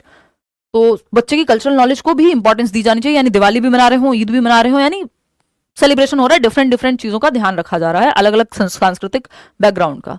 Reason क्या है इसका, supporting students to uphold their cultural identities facilitates learning. ये बात एकदम सही है कि जब आप बच्चे की सांस्कृतिक परिपेक्ष को सपोर्ट करते हो कि अच्छा कोई बात नहीं, तुम छठ पूजा करते हो, अच्छा ठीक है, बहुत बढ़िया, तुमको छठ पूजा की बधाई, है ना। इट्स लाइक जब हम क्लास शुरू करते हैं तो मैं कहती हूँ कि सभी गुड इवनिंग, नमस्कार, राम राम, सत श्री अकाल, अस्सलाम वालेकुम, what do you feel connected with. तो ये सबको आपने कंसिडर कर लिया। क्लास में डाइवर्स बच्चे होंगे और हर एक व्यक्ति अपनी कल्चरल आइडेंटिटी लेकर के क्लास में रह सकता है। यूनिटी इन डाइवर्सिटी की बात हमारा संविधान भी करता है, विभिन्नता में एकता की। ये बात एकदम सही है कि कल्चरल नॉलेज को अगर आप अपहोल्ड कर रहे हैं, बच्चों को अपनी आइडेंटिटी बना के रखने दे रहे हैं, तो ये लर्निंग को फैसिलिटेट करेगा। तो सही है, ए भी सही है, आर भी सही है, और आर जो है वो रीजन भी सही है, यानी first option is the right answer. आगे बढ़ेंगे, क्वेश्चन नंबर 20 देखिएगा और बताइएगा क्या बात सही होगी। पता नहीं, अजीब सी वीकनेस फील हो रही है। देखो एक बार, क्वेश्चन नंबर 20 है, which of the following would not be characterized as formative assessment. यानी निम्नलिखित में से किसे संरचनात्मक मूल्यांकन नहीं माना जाएगा, यानी जो आपका कंस्ट्रक्टिव फीडबैक नहीं है या फॉर्मेटिव असेसमेंट नहीं है, रचनात्मक आकलन नहीं है। रचनात्मक आकलन में हमेशा एक्टिविटी होती है, और जो आपका समेटिव है उसमें पेंसिल पेपर टेस्ट जिसको हम कह रहे हैं, तो इसमें एक्टिविटी होगी फॉर्मेटिव असेसमेंट में। ये फीडबैक के लिए होता है, इंप्रूवमेंट के लिए होता है, फाइनल जजमेंट के लिए नहीं होता। जैसे अभी जो हम कर रहे हैं ये फॉर्मेटिव असेसमेंट ही एक तरह से। An assessment given at the beginning of a new concept to determine students prior knowledge. यानी एक आकलन जो शुरुआत में दिया जाएगा एक कॉन्सेप्ट के, ताकि बच्चों के पूर्व ज्ञान को जांचा जा सके। हाँ भाई ठीक है। An assessment given during the class to provide ongoing feedback to students and teachers, यानी जो ऑनगोइंग फीडबैक है क्लास को दिया जा रहा है जब क्लास चल रही है, चलो ये भी ठीक लग रहा है। An assessment task that is helpful in comparing students as per student set of criteria, एक क्राइटेरिया के अगेंस्ट कि इतने परसेंट नंबर, 150 में से इतने परसेंट नंबर लेके आए हो, 120 मान लीजिए आप सीटेट में, तो इस क्राइटेरिया के अगेंस्ट कंपेयर किया जा रहा है कि 150 में से कितने आए। ये एसए का पार्ट है, सबमेटिव असेसमेंट का, ना कि फॉर्मेटिव का। इसमें इंप्रूवमेंट की गुंजाइश नहीं है। फाइनल नंबर आ गए, अब डिजिलॉकर में सेट हो जाएंगे, बदलेंगे नहीं। फोर्थ ऑप्शन है an assessment use to identify misconceptions in a students learning. ये बात भी सही है कि अगर कुछ मिसकंसेप्शन, कहीं कंफ्यूजन है ना, नाइव कॉन्सेप्शन, कुछ गलत अवधारणाएं बनी हुई, वैकल्पिक अवधारणाएं जिसको हम ऑल्टरनेटिव या नाइव कॉन्सेप्शंस कहते हैं, तो उनको भी पहचाना जा सके। बात सही है, इसीलिए होता है फॉर्मेटिव असेसमेंट। लेकिन नॉट का मतलब जो फॉर्मेटिव ना हो, यानी सबमेटिव हो। ये जो कंपेयर करने वाली बात है या फाइनल रिजल्ट वाली बात है मानक पैमाने के अगेंस्ट, ये रचनात्मक नहीं, योगात्मक मूल्यांकन की बात है जो साल के अंत में या टर्म एंड में होता है, yearly, half yearly types. Question number 21 देखिएगा। 21वां सवाल क्या कहता है, फटाफट से बताएंगे आप लोग। विच of the following is a typical characteristic of dyslexia. Inclusive education में आता है डिसलेक्सिया। डिसलेक्सिया क्या है भाई? डिसलेक्सिया है रीडिंग डिसऑर्डर। बेसिकली साउंड्स को सिंबल्स के साथ रिलेट करने में दिक्कत होती है। जैसे BAD बैड जो है, इसको DAD डैड पढ़ सकता है बच्चा। क्यों? क्योंकि उसको साउंड और सिंबल्स को एक साथ जोड़ने में 6 को 9 पढ़ सकता है, B को D, गॉड को डॉग, डॉग को गॉड, वॉज को 100 पढ़ सकता है। यानी रिवर्स में उसको लेटर्स एट टाइम्स दिखाई भी देते हैं और प्रोसेसिंग में दिक्कत होती है, यानी साउंड को वर्ड के साथ प्रोसेस करने में दिक्कत होती है डिसलेक्सिया में। ईशान अवस्थी इसका एग्जांपल है, जो मूवी आपने देखी होगी तारे जमीन पर। ठीक है, तो पहला है difficulty in creative problem solving, यानी क्रिएटिव प्रॉब्लम सॉल्विंग, समस्या समाधान में दिक्कत होगी। नहीं भाई, ये तो रीडिंग डिसऑर्डर है। डिफिकल्टी इन फोनोलॉजिकल प्रोसेसिंग, हाँ कह सकते हो। डिफिकल्टी इन फिजिकल कोऑर्डिनेशन, नहीं, ये डिस्प्रैक्सिया होगा, यानी फिजिकल कोऑर्डिनेशन या मोटर कोऑर्डिनेशन में दिक्कत होगी, टाई लगाने में, पेन पकड़ने में, जूते के फीते बांधने में, वो मोटर कोऑर्डिनेशन में दिक्कत होती है डिस्प्रैक्सिया में। डिफिकल्टी इन स्पेशल अवेयरनेस, उसकी भी यहाँ ऐसी कोई दिक्कत है नहीं कि कोई स्थानिक या कोई दिशाओं के ज्ञान में दिक्कत हो, नहीं। सिंपल है आपका डिफिकल्टी इन फोनोलॉजिकल प्रोसेसिंग या डिफिकल्टी कनेक्टिंग या combining words with the right sound, किस किस साउंड के साथ कौन सा वर्ड बनेगा, इसमें दिक्कत होती है। फोनोलॉजिकल प्रोसेसिंग, शब्दों की प्रोनाउंसिएशन या डिसलेक्सिया जो है रीडिंग डिसऑर्डर है, तो ब्रेन में प्रोसेस करने में दिक्कत होती है, ये एक न्यूरोलॉजिकल डिसऑर्डर है। और तो B option is the right answer. आगे बढ़ेंगे, क्वेश्चन नंबर 2। क्वेश्चन नंबर 2 देखिएगा, सॉरी 2 बोल रही हूँ, 22। तो 22वां सवाल है 22nd, देखिएगा। विच of the following types of questions can help assess A student's ability to evaluate information critically, यानी बच्चे के मूल्यांकन को जांचने के लिए समालोचनात्मक ढंग से हर एक पहलू से आप प्रॉपर समझ पाए, उसका आकलन कर पाए, कौन सा एक तरीका मदद करेगा इस चीज में। Questions that ask for a simple definition of a term, देखिए इसमें रिकॉल लगेगा, आपसे पूछ लिया नाउन की डेफिनेशन बता दो, इसमें आपके क्रिटिकल थिंकिंग नहीं लगी। क्रिटिकल थिंकिंग वो जहां दिमाग पे जोर पड़े, सिंपल है। जिस ऑप्शन में सबसे ज्यादा दिमाग पे जोर पड़ रहा है, यानी सोचना पड़ रहा है बच्चे को, थिंकिंग ज्यादा लग रही है, वो क्रिटिकल थिंकिंग की तरफ लेके जा रहा है। सिंपल फंडा है पहचानने के लिए, तो ये तो गलत है। इसमें डेफिनेशन तो याद करना पड़ता है, इसमें दिमाग पे थोड़ी जोर पड़ता है। रिकॉल है इसमें, तो रटा हुआ होगा या याद होगा तो बता दोगे, या फिर समझा हुआ होगा लेकिन याद होगा तो बता दोगे। क्रिटिकल थिंकिंग में थिंकिंग लगती है आपकी ओरिजिनल। ठीक। Questions that ask for the students personal opinion, देखो पर्सनल ओपिनियन में भी आप अपना विचार बताते हैं, जिसमें कुछ हद तक शामिल हो सकती है क्रिटिकल थिंकिंग, बट हमें बेस्ट ऑप्शन ढूंढना है। Questions that ask for examples that validate the text, यानी कोई टेक्स्ट आपने पढ़ा और आपसे पूछा गया वो एग्जांपल बताओ जो इस टेक्स्ट को वैलिडेट करते हो, सत्य मान्यकृत करते हो। चलो ठीक है, देखेंगे। Questions that ask for summary of a text, देखिए समरी के लिए तो आपको जितना उसमें पाठ में पढ़ा है उसको कंक्लूड करके और आप बता देंगे, और उसमें आपकी विचारधारा भी होगी। क्रिटिकल थिंकिंग में जरूरी नहीं है कि आप सिर्फ अपने विचार या अपनी ओपिनियन दें, ओपिनियन और फैक्ट में अंतर कर पाए, ये क्रिटिकल थिंकिंग है। ऐसा नहीं कि सिर्फ अपनी ओपिनियन दे दी या पर्सनल ओपिनियन बता दी तो उसको क्रिटिकल थिंकिंग कहेंगे। समालोचनात्मक चिंतन में हर एक पहलू से एनालाइज कर पाते हैं आप, चीजों को ऑब्जेक्टिवली देख पाते हैं, यानी ऐसा नहीं है कि मुझे जो पसंद है वो बेस्ट हो गया, अगर कि मेरा मन करा तो मैंने सन को जो है ईस्ट की जगह वेस्ट से राइज करा दिया, ये नहीं होगा क्रिटिकल थिंकिंग में। क्रिटिकल थिंकिंग में हर एक पहलू को आप एनालाइज करते हैं, देखते हैं फैक्ट क्या है, ओपिनियन क्या है, सही क्या है, गलत क्या है, हर एक पहलू से देखते हैं चीजों को।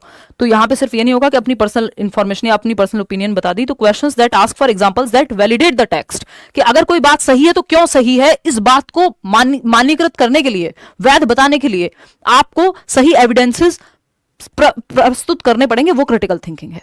है ना। आपको हर एक पहलू से एविडेंस भी लगेगा, ओपिनियन कैसे है, फैक्ट कैसे, सही है तो सही क्यों है, गलत है तो गलत क्यों है, सारी चीजें वहां पे लगेंगी। सबसे ज्यादा थिंकिंग यहीं पे यूज होगी, जो कि थर्ड ऑप्शन में है। अपनी ओपिनियन में तो आप फिर भी अपने मन की बातें कह देंगे।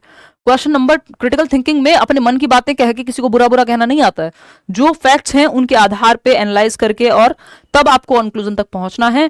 इंपेयरमेंट इज अ एनालाइज करके proper, impairment is a dash condition. ये भी बहुत अच्छा क्वेश्चन है, पूछा भी जा चुका है और अलग अलग एग्जाम में पूछा जाता है। इंपेयरमेंट क्या है, डिसेबिलिटी क्या है और हैंडीकैप क्या है, इन तीनों में अंतर आपको पता होना चाहिए। क्षति एक डैश स्थिति है जबकि अक्षमता एक डैश स्थिति है। फटाफट से बताएंगे फिर ही हम जाकर के बढ़ेंगे आगे, ठीक, क्योंकि जीवन में आगे बढ़ना बहुत जरूरी है। फटाफट से बताओ तब हम आगे की बात करेंगे।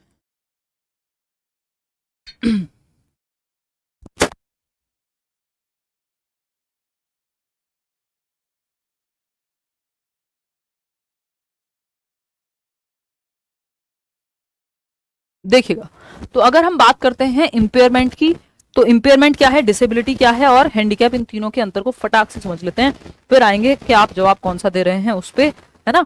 अगर हम इंपेयरमेंट की बात करते हैं, एक तो ये पेन भी सुधारना है। इंपेयरमेंट की यदि आप बात कर रहे हैं, है ना, इंग्लिश में समझिएगा क्योंकि हिंदी में इनके अलग अलग नाम मिल जाएंगे फिर आपको। ऐसे लिख लेते हैं, इंपेयरमेंट, डिसेबिलिटी, डिसेबिलिटी अक्षमता कह देते हैं कई लोग, इसको क्षति कह देते हैं इंपेयरमेंट को, और आपका आता है हैंडीकैप, ठीक, हैंडीकैप। इन तीनों में अंतर क्या है, कई लोगों को तो लगेगा तीनों सेम ही है, नहीं। देखिए, जब बात हम इंपेयरमेंट की कर रहे हैं, इंपेयरमेंट है बायोलॉजिकली या फिजिकली आपको जो भी क्षति पहुंची, इसीलिए क्षति कह रहे हैं इसको हिंदी में, वो इंपेयरमेंट है। किसी का एक हाथ मान लीजिए दुर्घटना में या जैसे भी बचपन से ही या तो ठीक से डेवलप्ड ही नहीं है, या फिर कट गया या कुछ इस तरह की स्थिति बनी, कोई एक्सीडेंट में कुछ हो गया या इम्प्यूट कराना पड़ा किसी ऑपरेशन के दौरान या किसी भी स्थिति में, ठीक, तो ये, या कोई आर्मी में था मान लो वहां कुछ हुआ, तो इंपेयरमेंट कहलाएगा। यानी बायोलॉजिकली या फिजिकली ये जो पार्ट नहीं है, मिसिंग है या दिक्कत है कहीं पे, ठीक। डिसेबिलिटी क्या है, डिसेबिलिटी है जिसकी वजह से फंक्शन करने में जो दिक्कत आएगी। यानी अगर आपका एक हाथ नहीं है मान लीजिए, तो अब लिखने में दिक्कत आएगी, ये फंक्शनल एस्पेक्ट है, प्रकार्यात्मक एस्पेक्ट है जो डिसेबिलिटी बन गया। ये किसकी वजह से हो रहा है, यहाँ पे क्षति की वजह से, ठीक। डिसेबिलिटी जरूरी नहीं है कि जैसे न्यूरोलॉजिकल डेवलपमेंटल डिसऑर्डर हैं ये आपके सारे, डिस्लेक्सिया वगैरह की जब हम बात कर रहे थे, कि वो दिखे ही जरूरी नहीं आपको ये क्षति, ठीक। तो डिसेबिलिटी क्या है, जो फंक्शन, जिसकी वजह से, इस इंपेयरमेंट की वजह से जो आपको काम करने में दिक्कत आएगी, वो डिसेबिलिटी है। कि मान लीजिए एक पैर नहीं है व्यक्ति का, तो वो फर्स्ट फ्लोर पे चढ़ के नहीं जा पाएगा, ये डिसेबिलिटी हुई। पैर ना होना इंपेयरमेंट हुई। लेकिन पैर ना होने की वजह से समाज ने जो मजाक बना करके रखा हुआ है वो है हैंडीकैप, या एनवायरमेंट जो प्रॉब्लम क्रिएट करता है। एनवायरमेंट कैसे प्रॉब्लम क्रिएट करेगा, अरे भाई फर्स्ट फ्लोर पे नहीं जा सकता तो आप क्लासरूम पे को ग्राउंड फ्लोर पे ले आइए, या फिर लिफ्ट लगवा दीजिए, या रैंप बनवा दीजिए, या एस्केलेटर लगवा दीजिए, ये सब क्या, एक्सेसिबिलिटी बनवा दो, बेसिक एक्सेसिबिलिटी क्रिएट करा दो, एक्सेस होनी चाहिए एनवायरमेंट में। तो एनवायरमेंट में जो कमी है या सोसाइटी ने जो एक नजरिया बना लिया है, उसकी वजह से जो प्रॉब्लम फेस करनी पड़ रही है, उसको हैंडीकैप कह रहे हैं। तो हैंडीकैप समाज बना देता है। इंपेयरमेंट कोई भी फिजिकल क्षति जो एक्चुअल में हुई है, हाथ मान लीजिए पैर का ना होना, हाथ का ना होना, है ना। डिसेबिलिटी जिसकी वजह से कोई एक एक्टिविटी करने में, फंक्शन में दिक्कत आएगी व्यक्ति को, कि अगर हाथ नहीं है तो लिखने में दिक्कत आएगी। हैंडीकैप जो एनवायरमेंट उसको सपोर्ट दे सकता था, अगर वो सपोर्ट नहीं मिल रहा है तो वो हैंडीकैप क्रिएट हो जाएगा, या समाज उसको जिस तरह से देख रहा है, ठीक है। अगर वो बोलकर मतलब लिख नहीं पा रहा है तो उसको आप बाकी तरीके से सिखा दो। तो ये मुख्य अंतर है इन तीनों में, इंपेयरमेंट, डिसेबिलिटी और हैंडीकैप में। ये अलग अलग एग्जाम से पूछ लिया जाता है, तो इसको कृपा करके ध्यान में रखेंगे, ठीक है ना। IBDFHE से भी याद रख सकते हो, बट IB से याद रखोगे तो बाकी चीजें आपको अपने आप याद रह जाएंगी। इंपेयरमेंट है जो एक्चुअल में फिजिकल इंपेयरमेंट हुआ है, ठीक। डिसेबिलिटी जो फंक्शन करने में दिक्कत आ रही है। हैंडीकैप जो एनवायरमेंट ने उसको बाधा बना दिया है, या नजरिया जो है एनवायरमेंट का, ठीक। तो अब यहाँ पे हैंडीकैप तो है नहीं ऑप्शन में, आपको देखना है इंपेयरमेंट क्या है। इंपेयरमेंट एक बायोलॉजिकल या फिजिकल प्रॉब्लम है, यहाँ पे कोई एक लिम्ब नहीं है, जो भी एक बॉडी में एक्चुअल में प्रॉब्लम है बायोलॉजिकल, ठीक है, और तो कहीं ऑप्शन नहीं है बायोलॉजिकल का। Condition while disability is a functional problem, क्या है, कितने लोग सही दे रहे हैं, फर्स्ट ऑप्शन कितने लोग दे रहे हैं, सिर्फ 25। कहाँ रहते हो, हैं, कौन से नशे हैं, कहाँ हो, अभी तो समझाया है।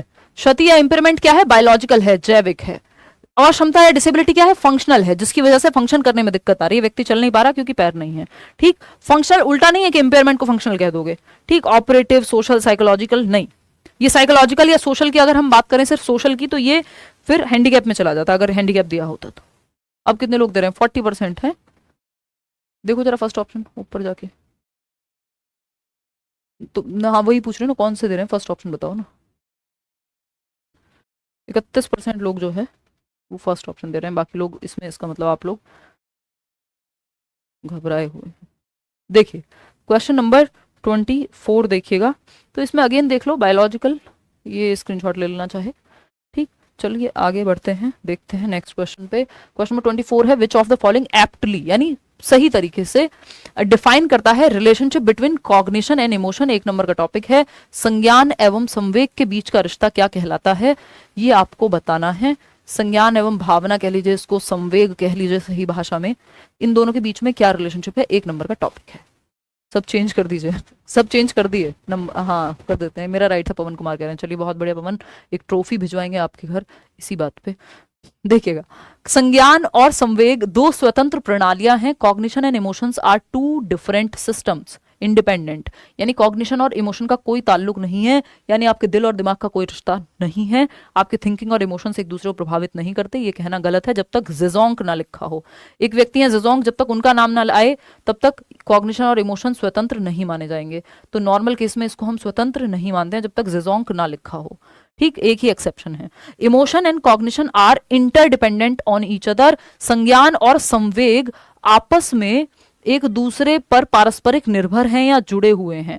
इंग्लिश में इंटरडिपेंडेंट, इंटरट्वाइंड, बाई डायरेक्शनल, ये तीनों शब्द यूज होते हैं। पेपर में बहुत बार पूछा जा चुका है, हल्के में ना लें, फ्री का 1 नंबर है। इससे छोटा टॉपिक पूरे सिलेबस में आपका है नहीं। कॉग्निशन मतलब आपका दिमाग, आपकी thinking, reasoning, problem solving, decision making, ये सब है कॉग्निशन, ठीक। संज्ञान और इमोशंस क्या है आपके, जो आपकी फीलिंग्स है, फियर, एंगर, लव, जो आप महसूस कर रहे हैं वो है इमोशंस।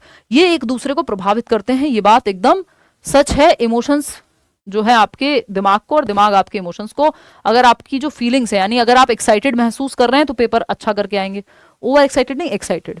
अगर आप बहुत डरे हुए हैं तो हो सकता है आप आते हुए भी गलत कराएं चीजें। तो आपके जो इमोशंस हैं वो आपके कॉग्निशन को, आपका दिल आपके दिमाग को और दिमाग आपके दिल को, दोनों एक दूसरे को प्रभावित करते हैं। 3 इसके लिए टर्म्स यूज होते हैं पेपर में। एक है इंटरडिपेंडेंट है एक दूसरे पे, क्या है, एक दूसरे पे निर्भर करते हैं, परस्पर निर्भर करते हैं, इंटरडिपेंडेंट है। दूसरा है बाई डायरेक्शनल है, यानी दोनों एक दूसरे को प्रभावित करते हैं। ऐसा नहीं है सिर्फ दिमाग दिल को और दिल नहीं कर रहा दिमाग को, बाई डायरेक्शनल है, द्विदिशीय हैं, दोनों एक दूसरे को प्रभावित करते हैं, बाय डायरेक्शनल है। और क्या आता है एक वर्ड, इंटरट्वाइंड है, इंटरट्वाइंड है। इंटरट्वाइंड बोले तो यानी गुथे हुए हैं एक दूसरे में, ठीक।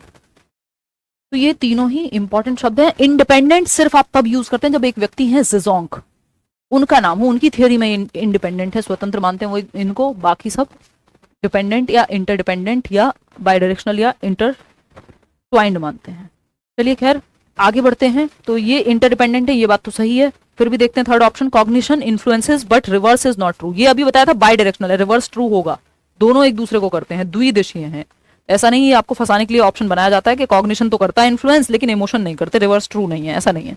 Emotions influence cognition but reverse is not true, के इमोशंस तो करते हैं दिमाग को प्रभावित लेकिन दिमाग नहीं करता, दोनों करते हैं भाई। जब आप दिमाग को समझा लेते हैं अरे कोई बात नहीं, सब कुछ तो आता है, मुझे क्या दिक्कत है, क्यों डर रहा हूं, तो इमोशंस भी उस तरफ चलने लगते हैं, ठीक। तो second option is the right answer. आगे बढ़ेंगे क्वेश्चन नंबर 25 पे। क्वेश्चन नंबर 25, भाई अब अगर आपको डर लगने लगे, ये आपकी फीलिंग है कि भाई अब तो दिन ज्यादा बचे नहीं है, कैसे पेपर क्लियर होगा, तो आप पढ़ना छोड़ देंगे, आप सोचेंगे इस बार तो नहीं हो रहा। वहीं आप दिमाग को समझाएं कि अच्छा जो स्ट्रेटजी बताइए 1 महीने की है, जो नोट्स पड़े हुए हैं, इतने दिन भी मैं ढंग से पढ़ लूं तो देखा जाएगा, पढ़ूं तो सही, किया है ना आज से पहले लोगों ने, हफ्ते हफ्ते भर में भी सीटेट किया है, तो आपका दिमाग फिर उस तरफ चलने लगेगा, आपके इमोशंस हावी नहीं होंगे, तो दोनों एक दूसरे को प्रभावित करते हैं। क्वेश्चन नंबर 25 देखिएगा, आप मिडिल स्कूल टीचर यानी 6th to 8th क्लास का टीचर है, wants to enable meaningful learning, अर्थपूर्ण अधिगम बाय को बढ़ावा देना चाहता है, by helping students make connections between concepts and real world. जो किताब में पढ़ाया जा रहा है, जो संप्रत्य कॉन्सेप्ट वो पढ़ रहा है बच्चा, और जो वास्तविक दुनिया में उसको अप्लाई कैसे करना है, इन दोनों के बीच में ये रिश्ते को समझाने की कोशिश कर रहा है एक middle school teacher. Which of the following activities would be N appropriate pedagogical strategy, कौन सी गतिविधि एक सही शैक्षणिक रणनीति होगी क्लासरूम के ज्ञान को बाहर की दुनिया से, वास्तविक दुनिया से, रियल लाइफ से जोड़ने के लिए।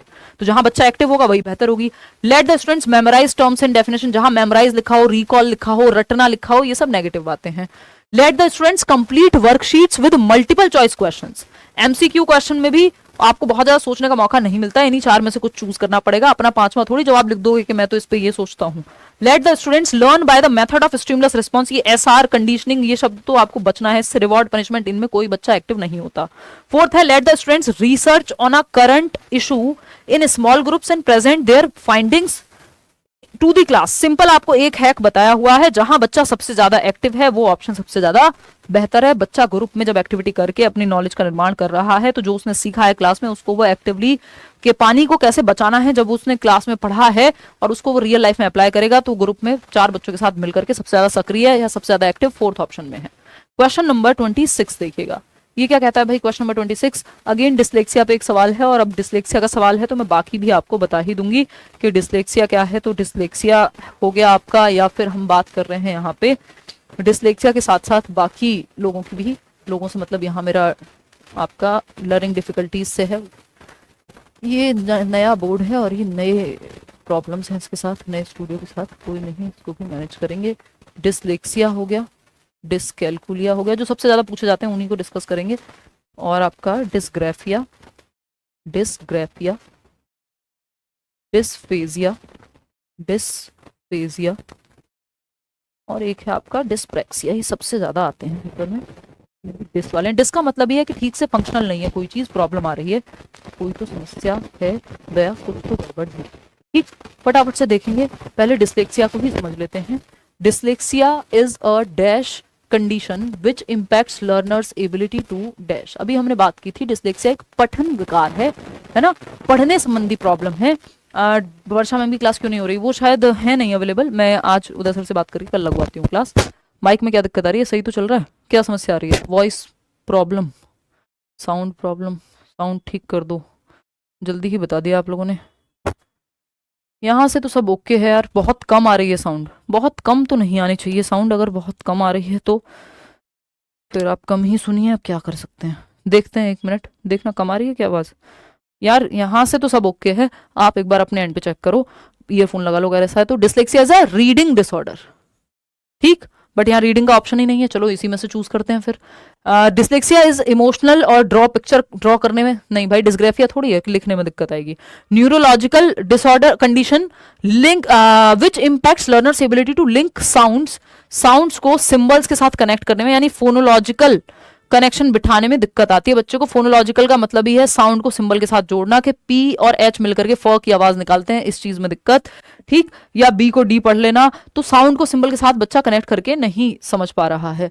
तो अगर हम बात कर रहे हैं ये तंत्रिका संबंधी विकार है, यानी न्यूरोलॉजिकल जो नर्वस सिस्टम है बेसिकली वो उस तरह से, या ब्रेन जो है उसका ऐसे प्रोसेस करता है कि उसको ए जो है या बी जो है वो डी नजर आ रहा है, और दूसरा वो साउंड को सिंबल के साथ नहीं जोड़ पाता, इसलिए पढ़ने में दिक्कत होती है। बात तो सही है।